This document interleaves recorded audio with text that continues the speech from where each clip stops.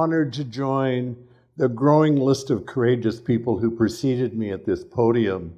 Each of us has a story worth telling and listening to. Any of you could be standing here. All of us have experienced joy, happiness, pain, loss, excitement, success, failure, and suffering. But no one experiences these things exclusively. They are all ours individually. This would be a much easier task for me if I was less analytic. I could just list all the places I lived, the dates I lived there, and what I did. But the real value to me about storytelling is what questions and reflections it generates in you, and I hope you will ask me questions when I'm finished. Don Miguel Ruiz said, "Always do your best, be impeccable with your word, and take nothing personally." I am going to try to support the first two of those aphorisms, and I hope you will remember the third. So here I go. I was asked to shine a light on how I became who I am, my journey to becoming Miss DeWitt, the star that I like to imagine I am. How does one tell a story like this? Chronologically, thematically, or erratically? So much has happened that has led me here. So this telling will be a bit of a mashup. There is a trigger warning I want to share with you right now. There will be references to sexual and emotional abuse and substance use disorders. Well-known queer American actor and playwright Harvey Fierstein said, "Never be bullied into silence." I was. Never allow yourself to be made a victim. I did, and I was. Accept no one's definition of your life, but I did. And then he said, define yourself. And that's why I'm up here today, to show you how I came to define myself, at least so far.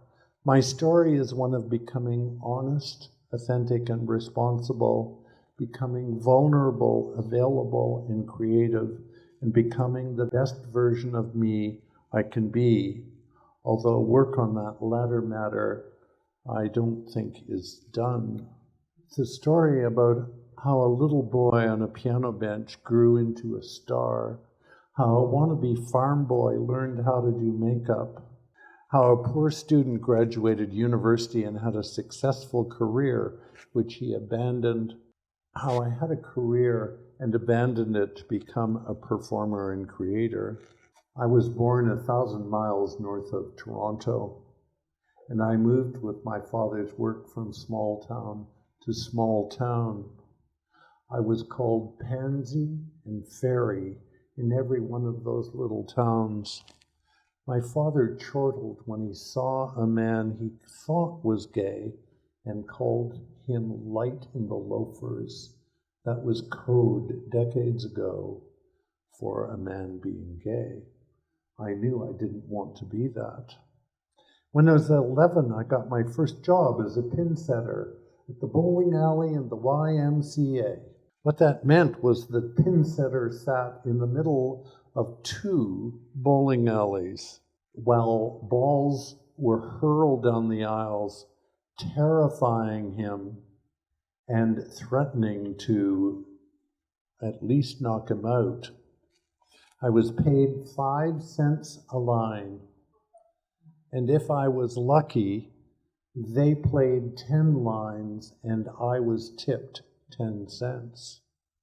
It was a good job. It was a good job because it made me know that I better try harder. The big winter fun in a small town was always the carnival, and all the kids got dressed up. I was about 8 or 10. This is my earliest memory of adopting a female persona. I had a skirt and a wig or a scarf. I had some lipstick. I had a sweater that my mother taught me to do up down the back a very fashionable thing to do in the 50s.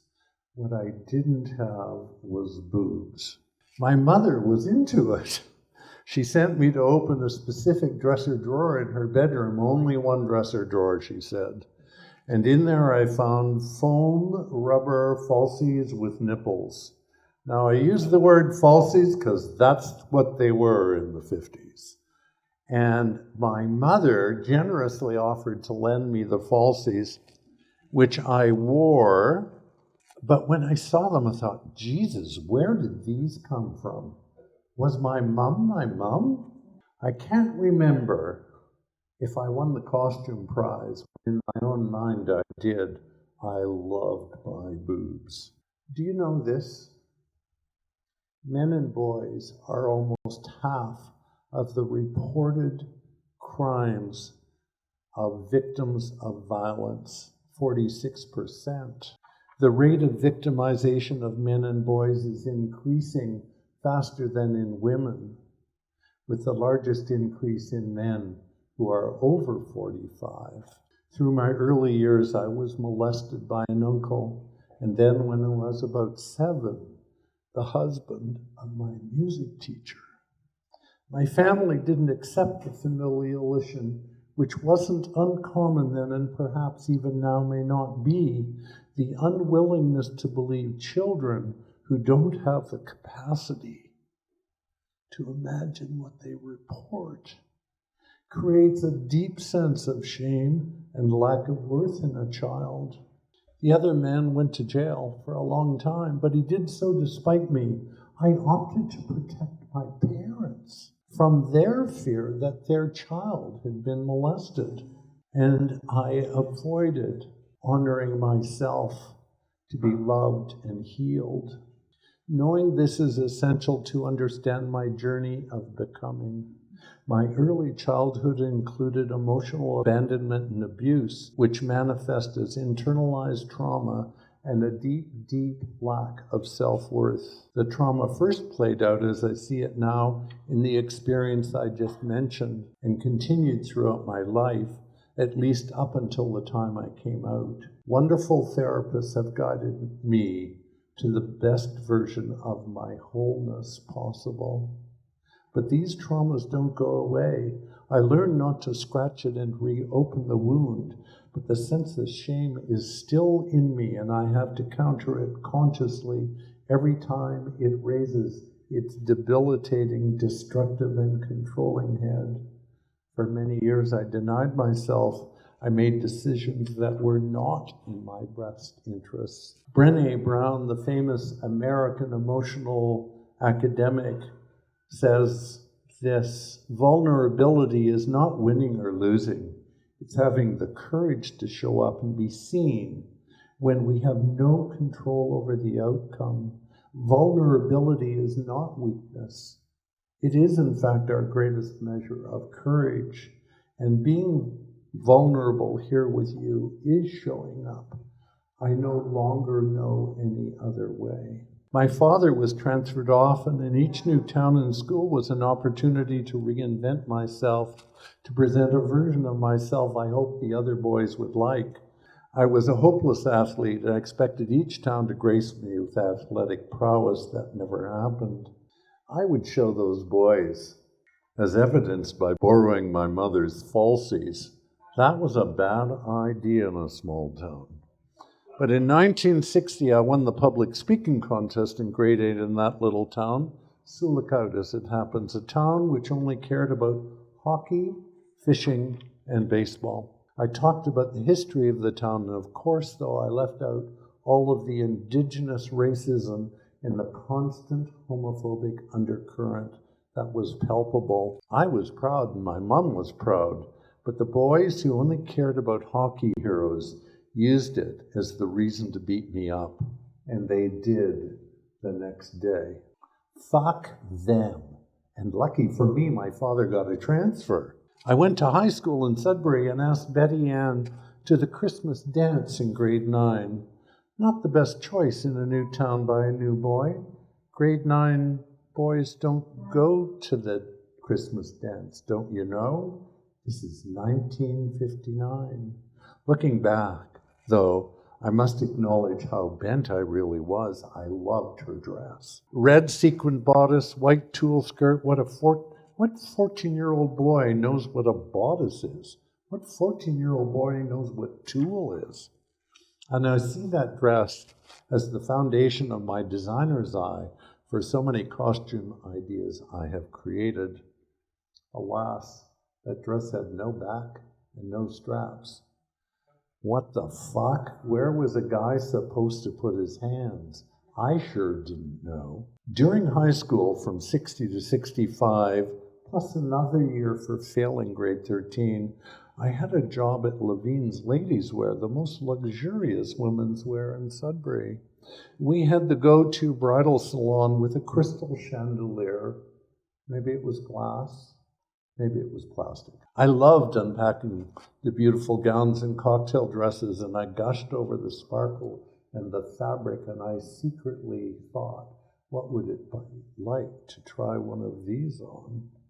But hey, falsies surfaced again. I was the stock boy, so underwear and bras was nothing new, but this was something I had never seen. Blow up falsies. I'm afraid I was left unsupervised in the stockroom too long, and I blew up dozens and dozens and played basketball, throwing them over the racks of clothes and picking them up and throwing them over the racks again. I felt absolutely macho and very hetero. Not. I'm the middle kid. My brother is 4 years older, and my twin sisters are 8 years younger. I really wandered through life as an only child in many ways. I was a poor student. I had terrible grades, but I partied a lot. I spent a huge amount of time looking at clothes and ogling male classmates, Tom the Ginger in particular. My nascent interest in theater began my first year in high school when I played a minor role of the messenger in the French play. It was written as a minor role, but when I came on stage dressed in lederhosen, I sure didn't look this good. The crowd erupted. I had 2 entrances. Each time there was an uproarious laughter, and I felt mortified at first. One would think that would have kept me off the stage, but in a twist of understanding, I felt the attention and I liked it. Thus started my very slow simmer of interest in performing. I was popular because my dad had a white Impala hardtop with red leather interior. And I got it every weekend, and I had lots of friends. Well, I had lots of people who wanted to drive with me in the white hardtop convertible and be just as cool as I thought I was for a few years, sitting in the drive-in in the ANW. 1964, the partying caught up with me and I failed grade 13. My friends all moved on and I was shunted to another town. I went to Laurentian University, the only one that would accept me with the grades that I had, but I graduated from Carleton. All of these years were very difficult. I lived alone, I was depressed, and I was sexually frustrated. I wasn't dating anyone. I graduated in 1969, the year homosexuality was removed from the criminal code. Took another 4 years for the psychiatrist to remove it from the diagnostic manual. But wait, there was another formal dance. This time Elaine, she was clawing at me. I know you want to know all about the dress. Sleek, black, slit up to, and maybe you guessed, no back and no straps. What the fuck? Uneducated as I still was, I still didn't know where to put my hands. I ran away to Europe for a few months, and I spent most of those months drinking ouzo on the island of Mykonos in late 1969. I had a great time, but I went there to escape everything. 3 years later, I went to Europe again with money this time, though. I went to make friends and meet all the gay men I was sure were waiting there to meet me. Well, I did make friends, and more friends. So I had a wonderful time, but I still wasn't living my life as an out guy. I thought going to Europe and spending $1,000 was going to transform me. We'll leave this handsome picture off because it's one of the best pictures of me ever. At this time, I had a brief affair with Isabel. She dumped me soon after, and I was glad because I could stop pretending. I suspect she sensed the lack of authenticity. I spent my 20s antiquing, going to the movies and cooking elaborate meals with plenty of booze. I developed a passion for early pressed glass, Canadiana, folk art, and alcohol.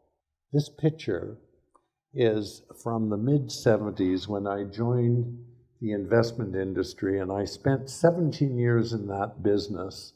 It's an industry marked by excess profits, excess stock market gains, excess bond prices, and excess alcohol. I held up my end of the stick and was outwardly charming, capable, and successful. I drank birdcage martinis at the Royal York Library Bar, and just as many as the guy who was beside me. Inwardly, I remained unremarkable, and the pain of not being who I was increased daily.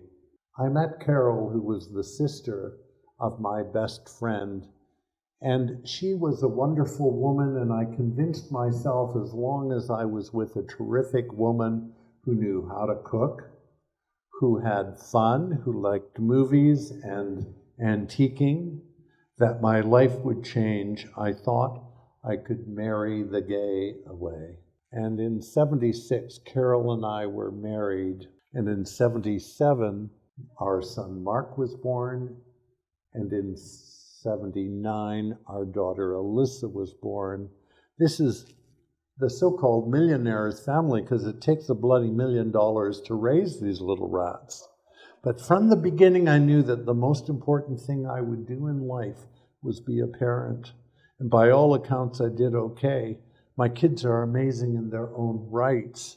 My son is an artist, painter, photographer who does all of my posters and promotional material.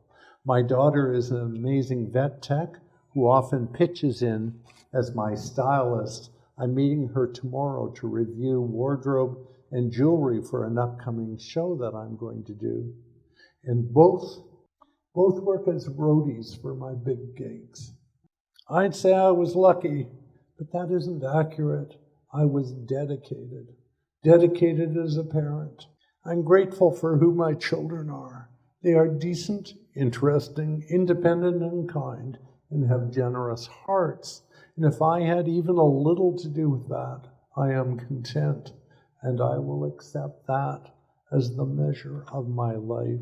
Throughout my marriage, I continued to depend on alcohol to address depression, loneliness, and the fact that my attraction to men only seemed to increase. I never acted on that, and I don't get a gold star for being one of the handful who don't. You remember that unlovable thing that I discovered when I was young? I couldn't and wouldn't allow me to be me. In 1989, I started working as the first marketing director of the biggest law firm in Canada. Things were getting juicy, literally. We spilled more each day than many people make in a week. I traveled across the country, but this time 4-star hotels, full access bars, and business class flights. Then there was the private train to Whistler with a jazz band and endless flowing alcohol. Lots of very well put together men I imagined were gay, but no out men in the 90s in the legal profession. Or if they were out, it was in the close confines of the very restricted black tie club.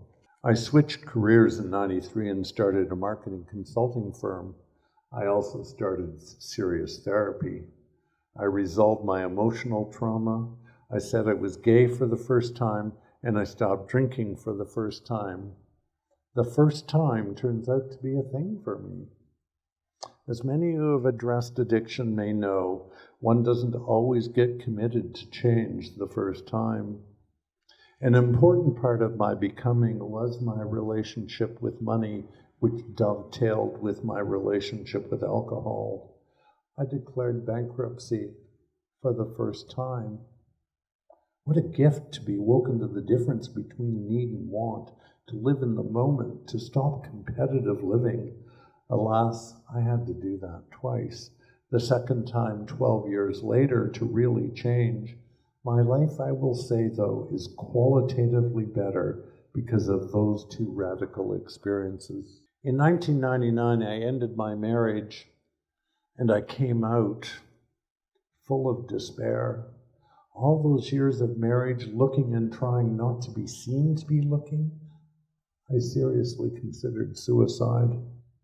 I wrote a sexual history. It ends with this statement: if there is a God, she wants me to be who I am. Well, not so fast. A few weeks before the marriage ended, I raised the subject, the elephant in the room, about me not being straight. And my wonderful daughter said, "Oh, fuck, if you're gay, just live your life." And so at 24 years and 49 weeks of marriage, I did my best to be as kind as possible and ended it. I was becoming. I was so naive and afraid not to be afraid. After I share this following bit, you may say, did he have to say that? So I'm going to answer the question before you ask it. I've come to a place in my life where honesty is fundamental and non-negotiable. When I am going to share something that might be a challenge to others, I try to be sensitive to them, and so now to you.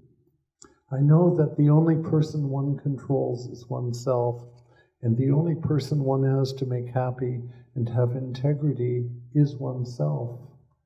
Remember those stats I shared about men as victims and violence against men? It was 15 years after the event before I could acknowledge it even happened, and it was 5 years more before I could speak the word to myself. That was 2019, just 5 years ago.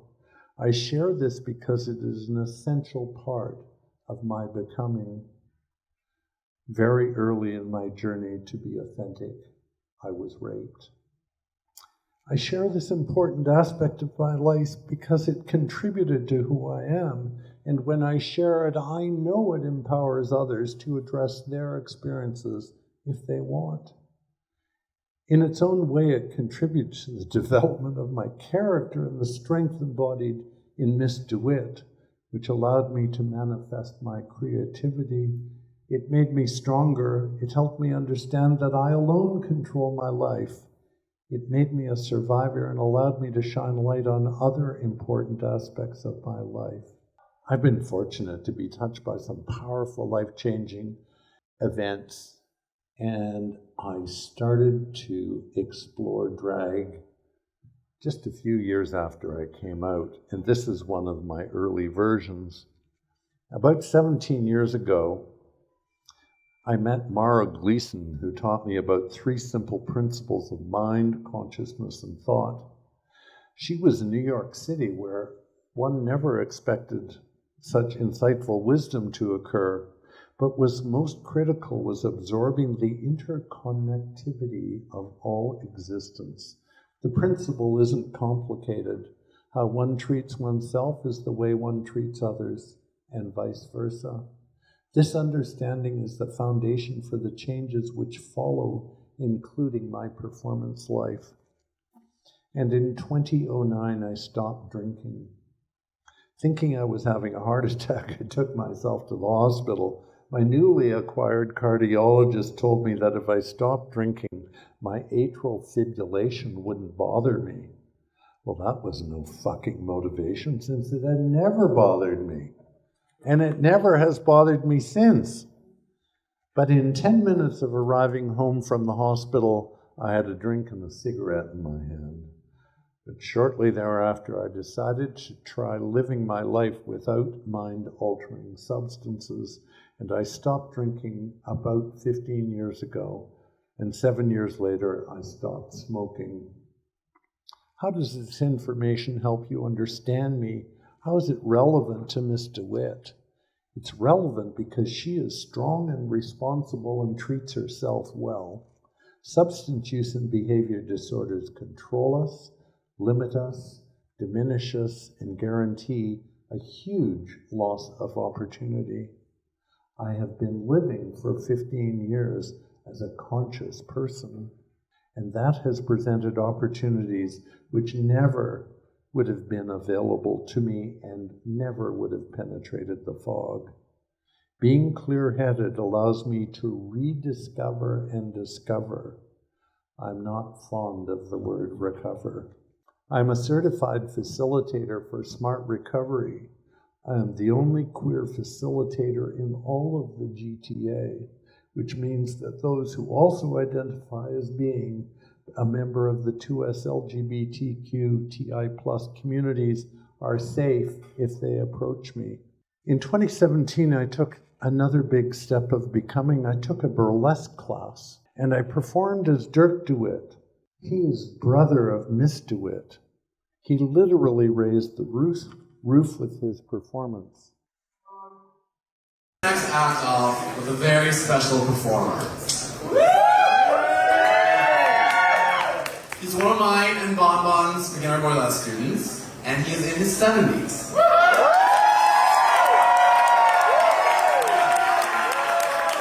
On the first day of classes, he spoke about wanting to come on stage and prove that no matter your age, you have the right to take up space and be sexy as fuck.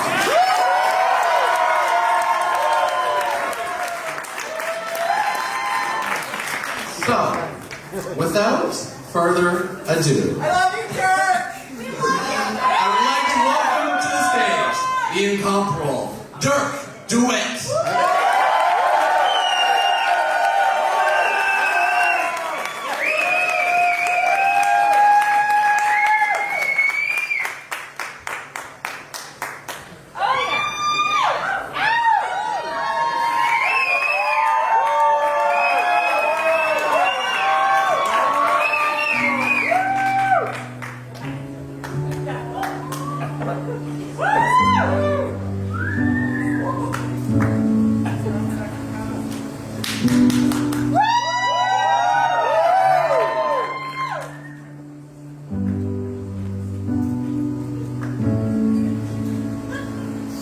I am not strange to the dark.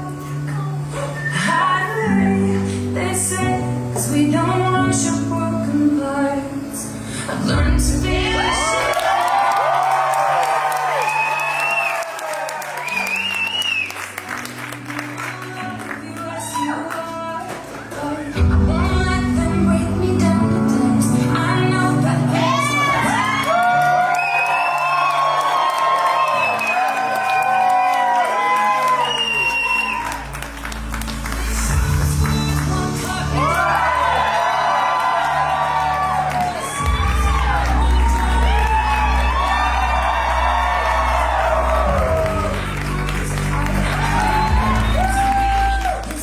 Dirk was a failed singer and dancer who was forced into stripping to make a living.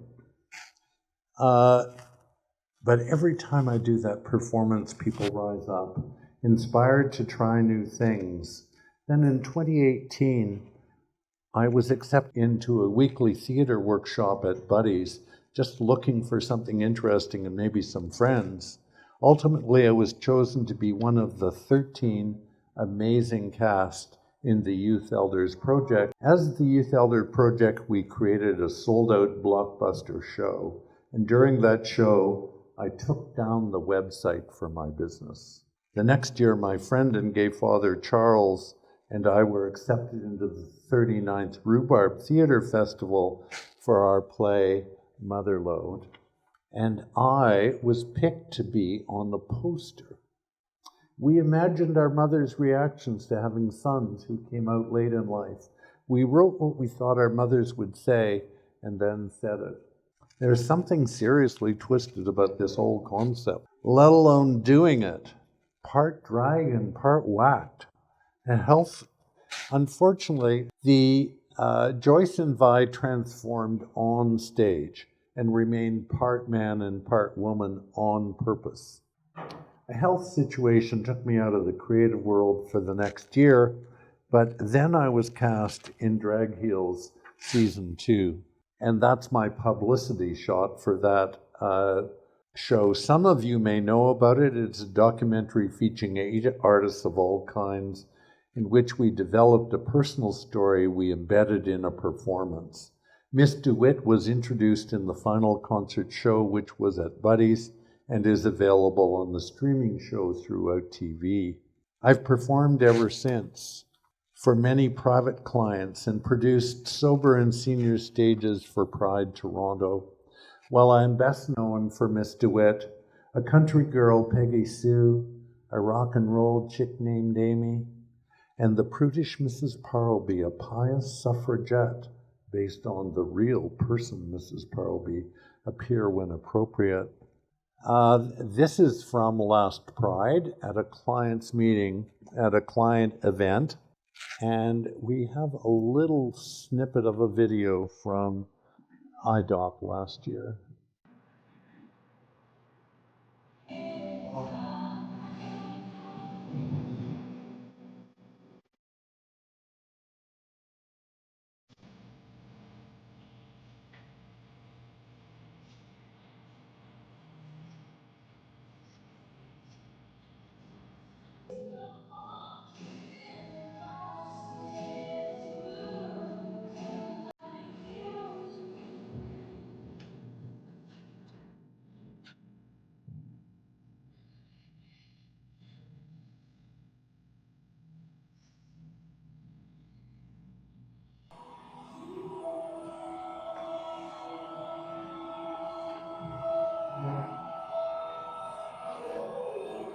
That was October the 1st last year when I emceed and performed at the International Day of the Older Person here at the 519. So I have traveled a little. I was in Mexico 18 months ago. I was in Greece last spring. Am I still becoming? I'm presently working with Canadian Stage seeking extras for Inheritance, the Tony-winning play about post-HIV era, and it looks like I might, in fact, be one of the extras. I've been hired to create concerts and education for Pride for a chain of luxury retirement homes, and I am working with their marketing team to provide legitimacy as they are interested in our communities.